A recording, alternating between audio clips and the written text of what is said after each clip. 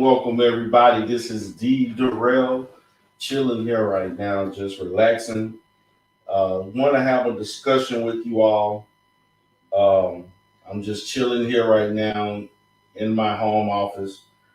I want to do a little something different this time. Not as some of the other times, just a kind of different look or whatever. So I don't usually go live while I'm chilling here on the couch, but I'm just gonna chill here with a pillow, kind of have a discussion. We're going to have a nice discussion today. First of all, I'd like to say thank each and every one of you all for supporting the platform.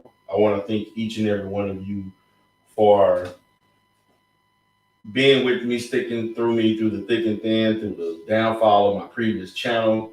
I also, for anybody that's new, please subscribe to D. Durrell, The Rebirth, which is this channel. And please, guys, please subscribe to This Is Not D. Durrell. This is not D. Durrell. Everybody thinks it's a troll account. It's not a troll account.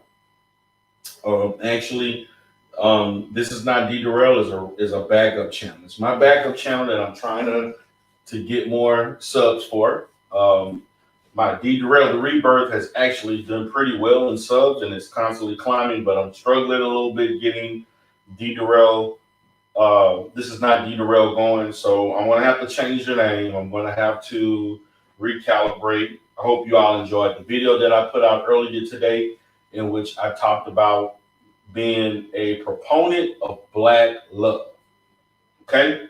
I am a proponent.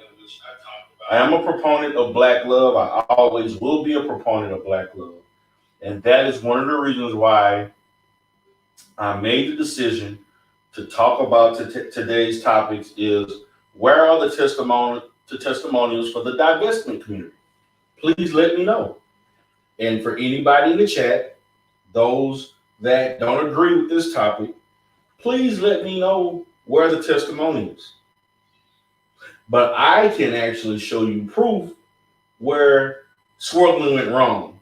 I can show proof on YouTube and social media where swirling went wrong, divestment didn't go the way it should have, and it ended just like most interracial relationships and for those who divest out of the community, they don't work. It just doesn't work. Okay? It doesn't work. And I know there are going to be those that have, conflictual talking points. And we can have this discussion. I would love to have this discussion with you. I'm not gonna do a panel at this point. I want to have this discussion.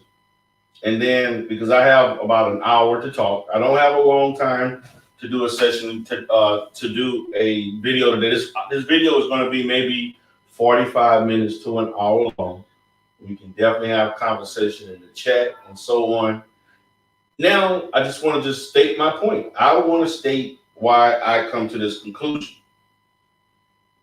Okay? Okay? So, want to give a shout out to BMT, give a shout out to Make a Change. What's up? Chaos Ryan, what's going on? Machiavelli Bonin, what's up? And then also Ugly Unicorn. Ugly Unicorn says that Crystal and Karis and Chrissy are not part of the divestment community. In my opinion, any rhetoric or any group of people, whether you are SYSBM, whether you're MGTOW, whether you're a swirler, pink pill, and other divestment communities, save yourself, black woman, if you are not representing as a black person the connection with another black person, in my opinion and in my mindset, you are a part of the divestment community. Because I want you, for those who are going to watch this show and the replay and they're going to give their 2 cents in, how does divestment, how does swirling, how does interracial relationships benefit the black community? How does interracial relationships benefit black families? How does interracial relationships and dating people outside of your race uplift us? See, this is only symptomatic of the problems, or let's just say the psychology of a lot of black people in our community that think in order to get anything of value, you cannot find it in your community. You have to go outside to get anything of value.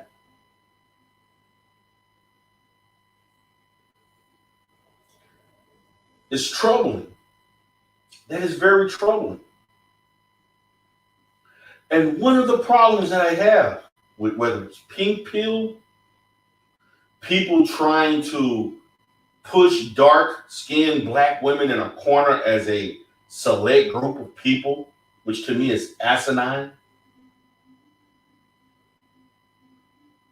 People who think that if I, meaning me as one person, cannot find the woman or man that I want, the problem couldn't be me. The problem has to be everybody else.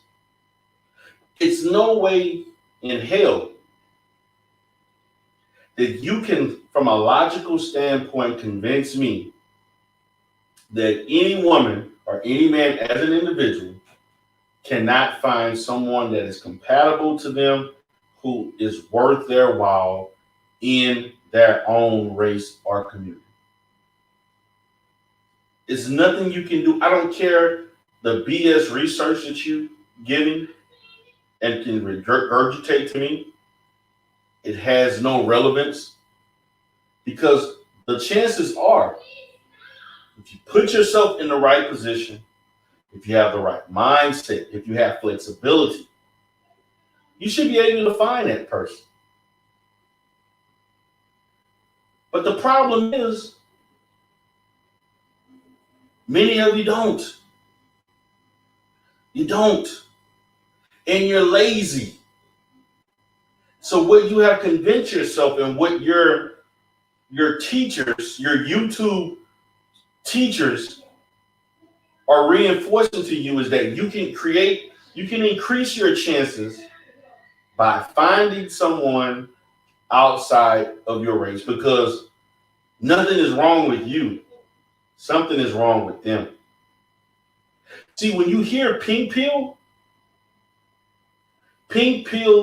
from a subliminal standpoint, it conditions black women to think that if you increase your marketplace by searching for other men, therefore creating a larger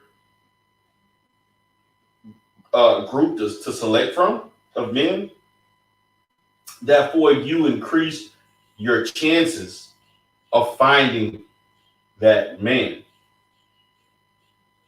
I have a problem with that. What's up, mommy? Appreciate you for coming in. Appreciate you for coming in.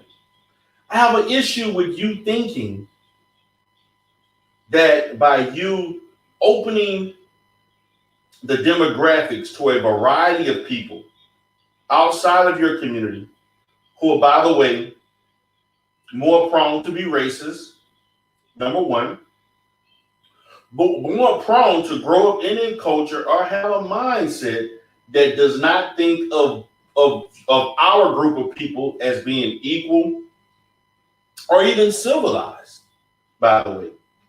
See, nobody talks about the upbringing and excuse me, the mindset of the men you're searching for outside of your community.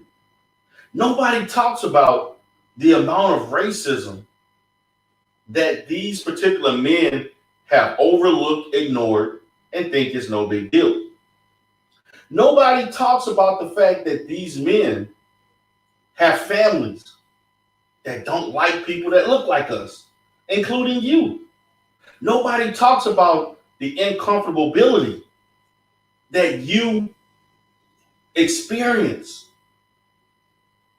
as you attempt to persevere through Christmas engagements, through Thanksgiving,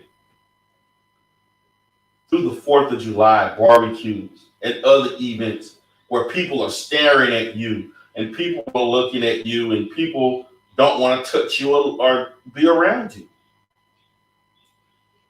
This happens in the vast majority of these women who put themselves in these communities.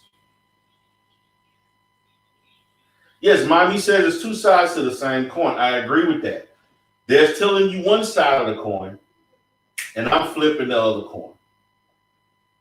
Because 2021, what I'm going to preach to this community on YouTube, when it comes to and it relates to relationships and why they work and don't work, I'm going to preach compatibility.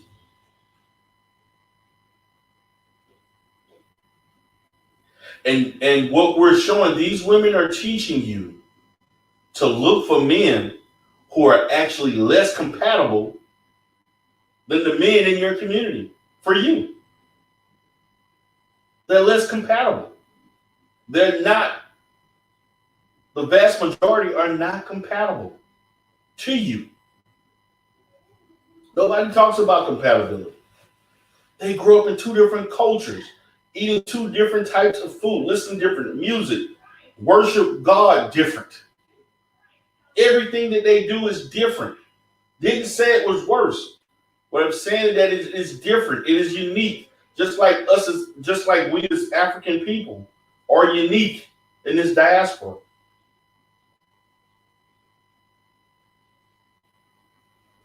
Divestment will never work on a large scale. It will never work. And the research shows that it will never work. That's why a lot of African American men who may have sex and date outside their race, most of these guys don't marry these women.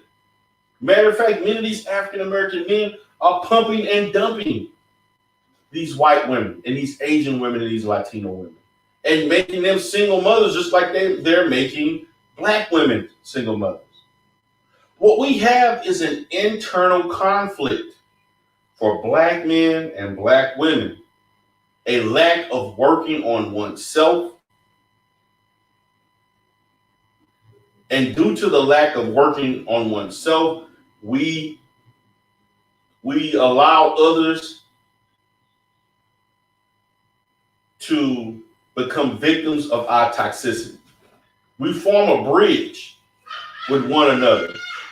Black men's toxic behavior, black women's toxic behavior, we're both toxic. We form a bridge to connect, and we create more toxicity. But when you take the pink pill tells you, swallow the pill. Bottom shelf Brad. Raggedy little Rick. No job Johnny.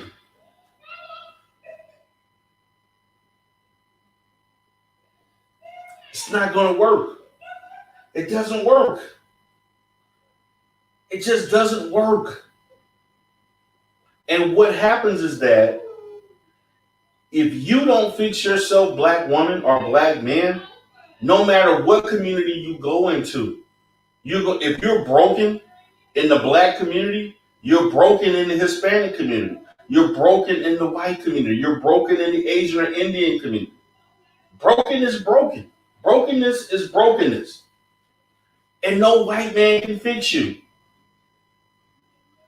See, I'm putting on my therapist hat. Because, see, people don't see what I see. People don't see the things that I see and hear what people say.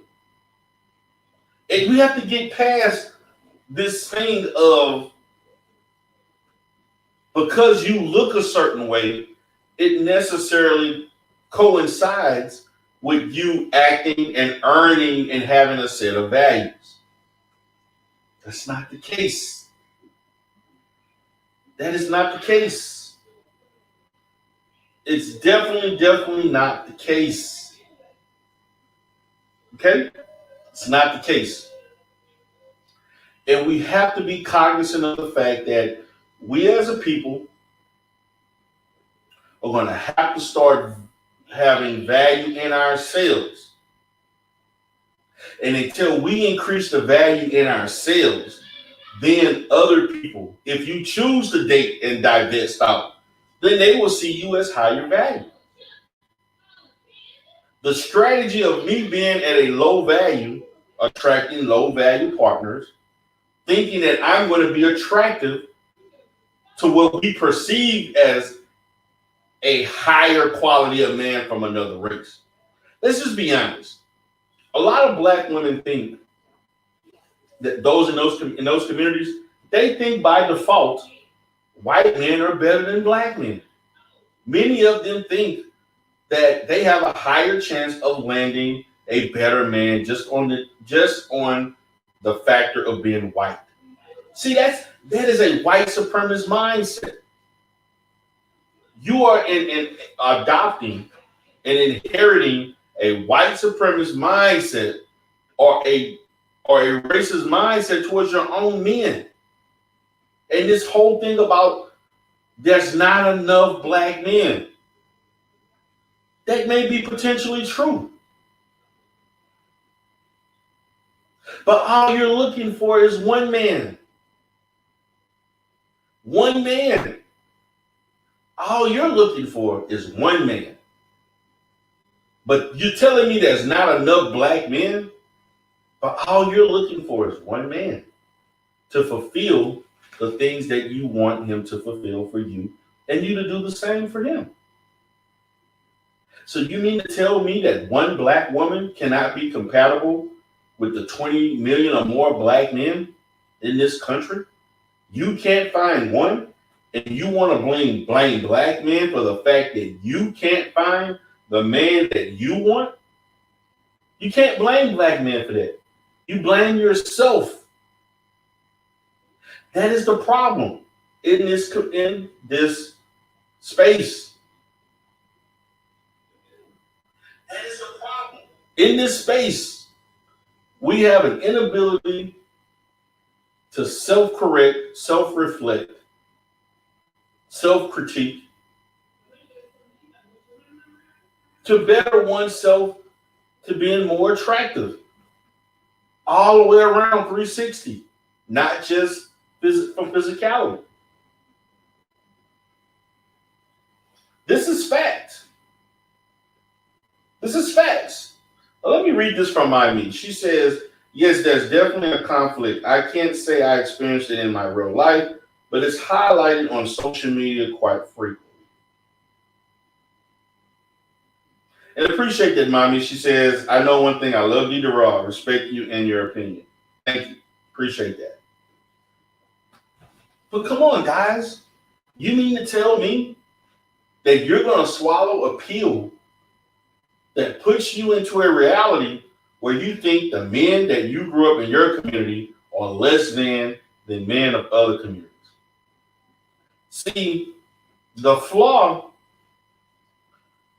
in this mindset is that you think, again, it goes back to opening your options. You're opening to worse options. The better options are in your community. The problem is not the fact that there are not enough black men. The problem is the fact that you have not did your due diligence to find that one black man that you're looking for. That's the problem. You're not looking to date the community. You're looking to find one black man.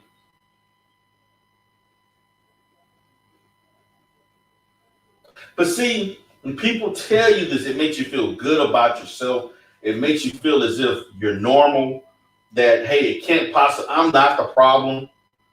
You see how you deter from the facts, from the reality? That in itself is problematic. You have to adhere to the fact that you are part of the problem. You see, when I engage in therapeutic relationships and processes with individuals, I don't focus on the people that they claim are the problem. I focus on the individual and how they function in their environment.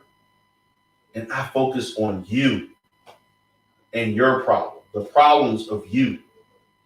And as I, through therapeutic process, help you heal and grow and better yourselves, then in that process, you learn to function differently around other people. And functioning in that way, you become more attractive. So Dax Durham says, the pink pill tells you that the grass is always greener on the other side. The grass is not greener on the other side. Matter of fact, the grass is less greener. Matter of fact, the grass doesn't grow the same. And what you're doing, because we have been conditioned to think that blacks are inferior and other people are superior, we lose all insight and objectivity in finding good men, as far as you all finding good men in those communities. Because what happens is, if you attract bad men in your community, you're going to also attract bad men in other communities. But where are the testimonials? Can anybody give me testimonials? And if there are any testimonials, please let me know. Because I want to hear the people who said, I've been a swirler and I am married for over 5. Kristen Carr's been on YouTube for what? Well over 7, 8 years, maybe 6, 7 years, 8 years at the most, potentially. She's been on YouTube for a long time, at least over 6, 7 years. Where are the 7-year marriages? Where are the 7-year marriages with 2 or 3 kids and we're living happily ever after? I don't hear it. What I do hear is disgruntled women who are mad that the black men that they dated dogged them out, had them pregnant, don't take care of the children. I can't date another good black man because I am at this level and he is at this level. So in order for me to find a man that's at this level, I'm going to have to look out. But in all actuality, you should be trying. If you're here, you should be finding another black man that's around here, around your level and in your area. Yes, he may not have the idealistic physicality that you're looking for. He may not have the ideal swag. He may not be talented and have the gift of gab and wordplay and all of those different unnecessary things when it comes to the longevity of a relationship. But you know what he'll do? He can love you. He can treat you well. He can respect you, your opinion, uplift you. He can grow with you. He can be compatible to you. Be compatible. These are facts.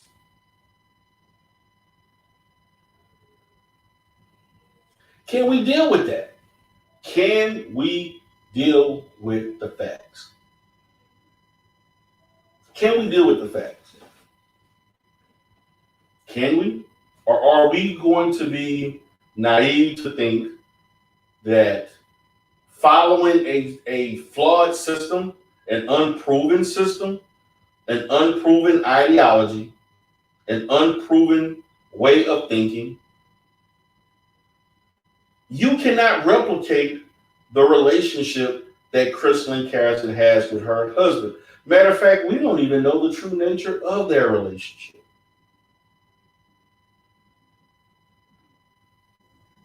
We don't know. We don't know. We can only speculate. And I have lots of speculation on that. So Miami says, also, if you're going to take advice from people on social media, they have to at least have some sort of expertise in it. Yes, Crystalline Carrison, by her own admission, is a style.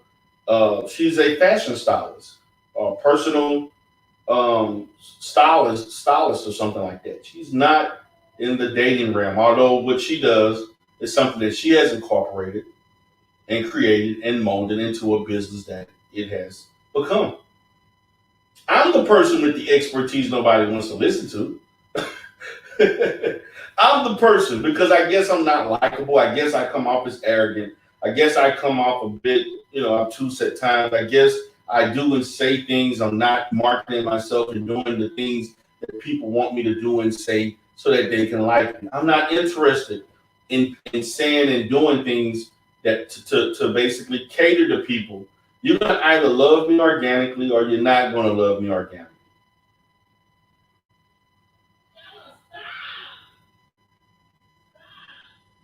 I have a governing body that I have to follow and adhere to. I can't get on here saying crazy stuff. Mommy says, I watch most black YouTubers to support my people except for the super insane ones. The people that follow them really truly believe it 100. Yes, they do. They believe it. Now let's go to Chrissy. We're talking about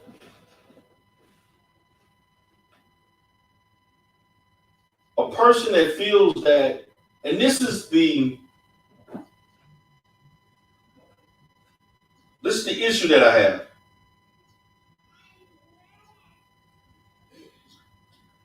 Give me 1 second, guys. Hello? Telemarketer. It's 5:49. I still get business calls at this time. I don't set business calls after 7 o'clock, so it was a number that I would usually get phone calls from, so no telling. But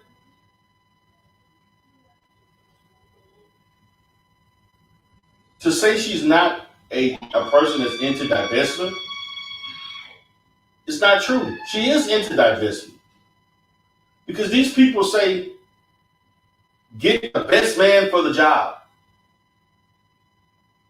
Get the best person for you. But what the subliminal message is If a black man is not the best for you, then you have to seek somebody else. For a person who actually married and who's actually engaged to a person in the community. So even though your man is black and you're black, obviously, your talking points are to teach black women that they still, even though I found a black man, you should still open yourself to other men, particularly men that value dark skinned women. I want to know when black men, as a whole, as a majority, when have we minimized the beauty of black women, of dark skinned black women? Because I know a lot of dark skinned black women who are married and who are in relationships. Now, the problem is not and this is the issue. We have to tackle and open this stuff up and have a real conversation. I'm tired of bullshitting around. The problem is not that the majority of black men don't value the beauty of black women or dark skinned black women. The problem is that the way beauty is being marketed and the way it manifests itself in social media, entertainment, television, it conditions black men to like women that are lighter skinned. Okay? That's the problem. It is not the man. You blame the man who has been conditioned by other people to look at his certain women a certain way in his culture, thus creating a colorist personality. And colorism is a cancer in the black community. We didn't create colorism in the black community. The majority culture did. It's a remnant of slavery and Jim Crow. But you want to tell black men that you're responsible. You're responsible for the fact that you grow up in a country that the majority culture doesn't want you with or wants you to prefer women that don't look like the typical black woman. We want someone that has finer hair, lighter skin, colorful eyes, and they look closer to a European concept. But nobody talks about the fact that you're constantly inundated with this from the time you are a young boy to a grown man. But where is the pushback from mothers? If you want black men to value and maximize that love and appreciation for dark-skinned black women, you're going to have to understand that a generation is going to have to lose out. But if you want to change that for the betterment of generations of other black women and black men, then do that by teaching younger black boys and men and teenagers to value the beauty of dark-skinned girls. So if they value darker-skinned girls in images as a kid, they will automatically have that mindset as they get older, and that will eradicate the colorist mindset. Don't allow your children to watch material that is programming him to like lighter skinned women or exotic non-black women. It's a simple thing, but we as black people don't like to do simple things, and we're not consistent in doing those simple things. We don't.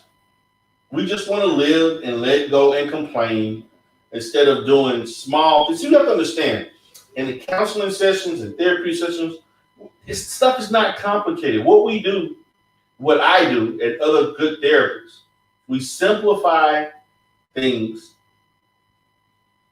for the betterment of the client, and we consistently break down simple things that these clients or persons can do to better their lives over time, little by little, and we get the other complex things in the process.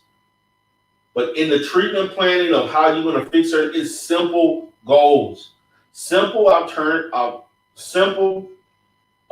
attainable goals that can be reached over time to produce a different level of function. So I am basically calling out people of this mindset and people who support them. If you want to change it, you may have to understand that if you're over the age of 35, 40, you may have missed the boat. But if we want to really change and help our community, teach your sons to value women that look like you. If you're a dark-skinned woman, teach your son to love women that look like this. Don't give your daughter light skin, dark skin. If she's a light skinned kid, you're giving her large light skin and white baby dolls and dolls of other races. That foolishness, other races don't play that foolishness. When the last time you saw a white child with a black baby doll? But I guarantee you, I could show you where I've seen black children with white baby dolls. Tell me the last time you saw an Asian with a non-Asian character of a toy that's a character of an Asian person.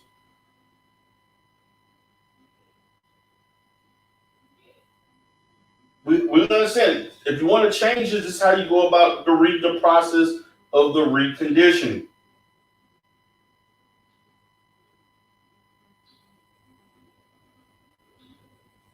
There are a lot of dark-skinned women that don't have a problem getting a man at all. And that's another thing. We assume that all dark-skinned women can't get a man. It's not true. I see it all. I see fine, beautiful black women, darker than I am, got men salivating over them. And I'm going to look at it from another perspective. Even on the men's side, they talk about darkism and colorism and so forth. This over assumption that dark-skinned women just are not nice, they're more masculine, they're not polite. That's not true. Looking from a flawed perspective, also, many are the nicest, sweetest people on earth, and they just want to be loved and they want to be, validated just like any other one. Okay, it's not the case. Now, is there an existence of hurtful, tarnished, traumatized black women that been traumatized since because of their dark skin from the time they were 5 on up? Yes, that does exist. And the squeaky wheel does talk the loudest, sound the loudest than the wheel that it doesn't need oil. And so of course it creates an environment where you think there's a lot of black dark skinned women who act this way. And the reality is that does exist, but most dark skinned black women don't act like this. Again, this is relegated to what is being taught in social media, albeit Facebook and YouTube and other social media platforms. Is colorism an issue, particularly for black women, as far as how they're perceived as being beautiful, dark-skinned black women? Yes. And I blame a lot of that. Hip hop has actually did a poor job of showing diversity of shades, and also has went out its way to talk about beautiful light skin, red bones and so forth, yellow bone, and all of that good stuff. Okay. Hip hop has done a great deal of damage in that. And we should not engage in any activity that damages the mindset and the beauty of black women, whether they're darker, brown, or lighter. These are facts. These are facts. So mommy says, I make sure my daughter has different colored dolls, even on social media to follow black creators. I talked to her about black history. She is 7 and informed than some adults honestly said. Okay? Kids should play with toys that reflect who they are. Black people should date and cohabitate and reproduce with those who reflect who they are. And when you opening your options to the bottom shelf Brad, the no job Johnny, and all these other guys,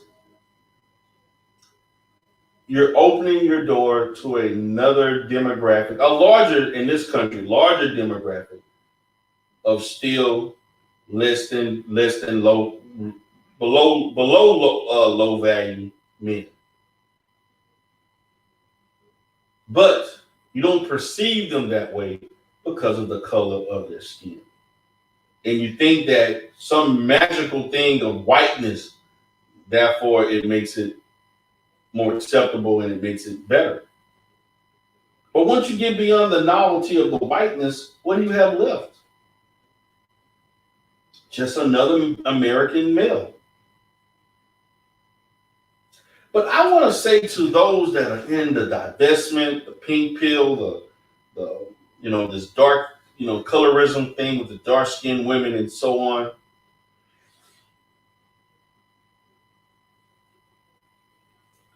Have you ever thought about the fact that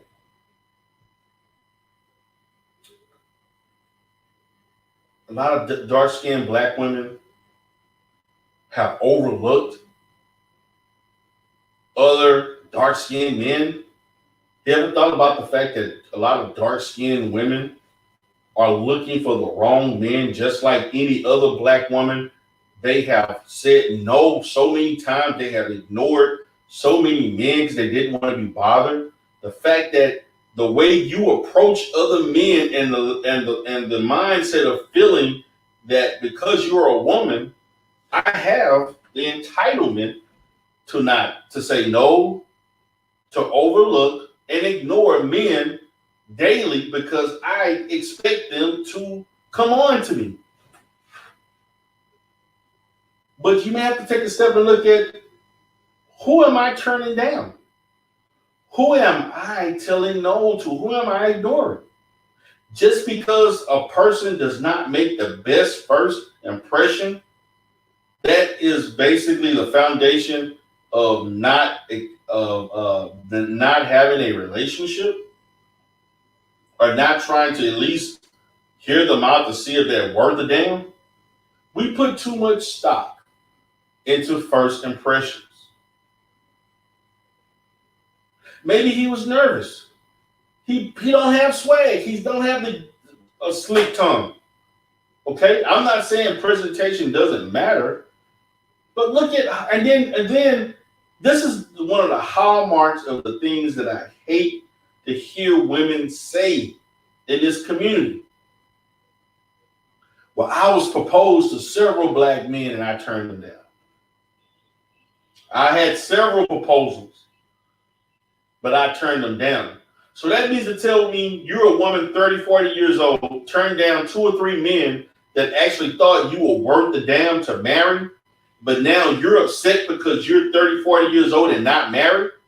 You turned down the proposals. Blame yourself, not the men.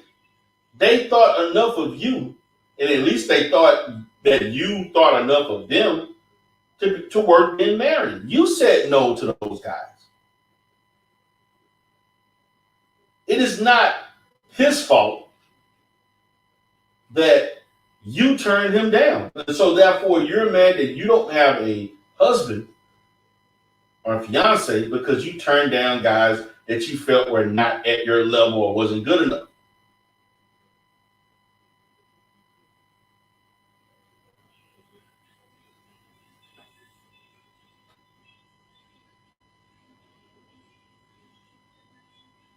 40-year-old women saying that they've been, uh, they have had engaged proposals 4 or 5 or more times, and they said that means, don't you think something is wrong that you have dated or turned down 5 different men that proposed to you in 5 different occasions? You don't see anything wrong with that? That's a problem. You don't see anything wrong with the fact that you had multiple proposals? In a perfect world,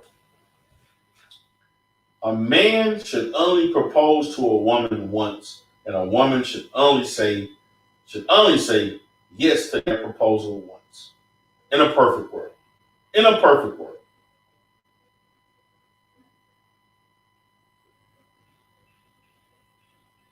However, when you say that, you choose what you choose and you decline what you decline. And when you're alone, like somebody said, you're gonna die alone. When you're gonna die alone, it is not because there are not enough black men. I'm tired of hearing that fallacy. There are a lot of good black men who are overlooked every day because they don't meet up to your superficial standard. They're no good. You turn down 3 or 4 blue collar men and say, I don't want a blue collar man. Well, what the hell are you doing dating a blue collar man in the first place to the point where he feels he could potentially marry you? I blame you for that. If you're a person that's not attracted to men that are blue collar, then you should never date a blue collar man. You should be dating nothing but white collar guys. A preference is a preference based on the legitimate reasons to have that preference. But if you have had opportunities that you turn those opportunities down, you can't blame men for why you're 45, 48 with no children and no husband, no kids, and you blaming the world. No, it's you. You are the problem.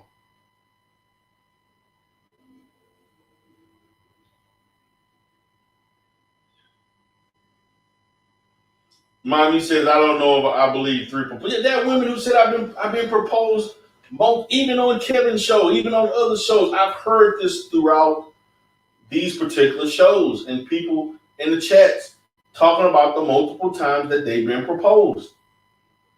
Well, my thing is that you deserve to be alone because you turned down a proposal from men who thought you were worth cohabitating with, and you were worth them investing the rest of their life in. That's the greatest gesture any man can give you. And then you turned him down. Went and bought the ring, got on one knee, nervous as hell, and you say no. I could never.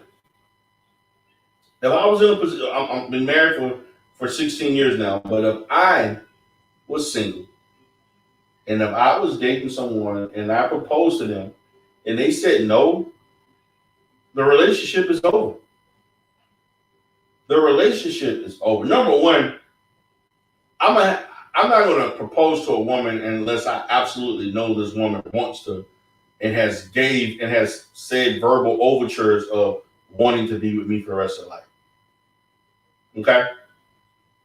If you are going to engage to propose to a woman, make sure you have ample evidence that this woman wants to be with you. It's just a matter. This is the basic proposal is just a formality en route to getting married and giving her the ring. She's ecstatic and happy of that.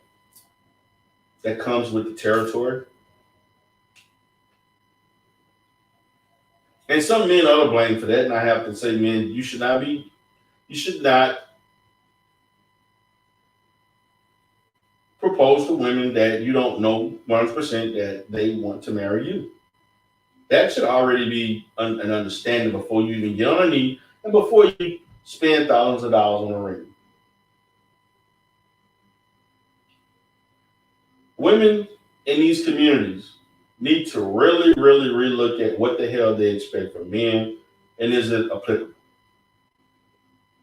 But also, nevertheless, what are you giving him? What are you bringing to the table? What are you providing for him that's equivalent to what he's going to provide for you?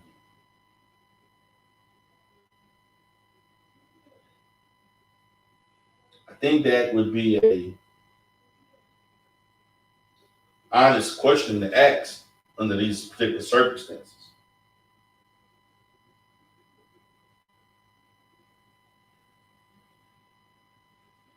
So, Mommy says, I live in a mostly white state. Even here, there are lots of great black men. Even in Iowa, one of the whitest states in the union, she says there are some good black men. The problem is where you're looking and how you treat these men. You can't meet and treat men badly and then wonder why you're alone. And now you're at a point now where you're calling talk shows on YouTube attempting to get some understanding of why you're at and why is it I can't get or should I still have hope to get a high value man.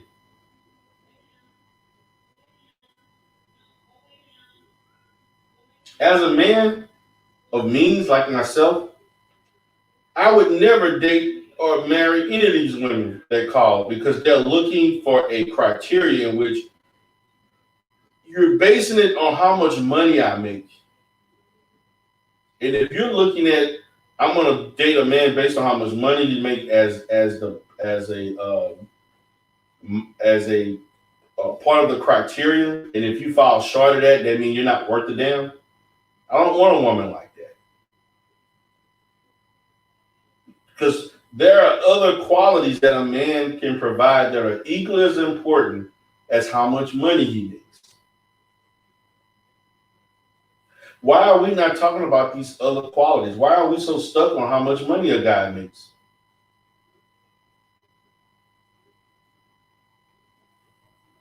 Just a question. I'm just asking a question. I'm just asking the question, wanting the answer. That's all I'm doing. I'm just chilling here, man. I'm chilling on my couch, chilling, relaxing, having a decent time. And I just want to know. This particular show is created to provide some level of an alternative understanding of these things and making sense of it. I'm coming from a different perspective. I'm coming from a counseling perspective. Because these questions that I'm talking about now would be the same things I would bring up in a therapeutic session of a client that had these issues.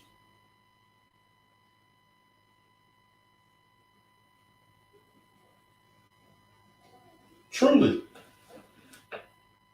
So for those who are swirling divestment, and by the way, they're all about I have to understand that any group or platform or program that tells you in order for you to find someone, you have to look outside of your 20 million male demographic of your race is teaching divestment. It is teaching divestment. Period.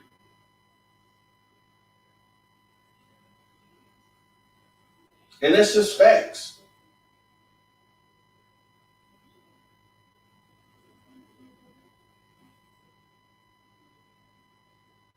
Okay? So I'm going to go ahead and wrap this up. This has been a very, very good live stream, I think. And I see people in the chat and so forth. And I understand people are going to look at this and say certain things.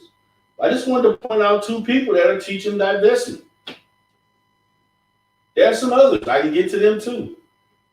On this divestment stuff, I'm about black love. I'm about black man, black woman, black children, black community. You know the thing that we've been doing that actually created civilization in the world? You want to deviate from the very thing that has led to the world being as it is. You're so enamored with other people. What about being fixated on the goodness of your own kind, your own group of people? Uplift your own people.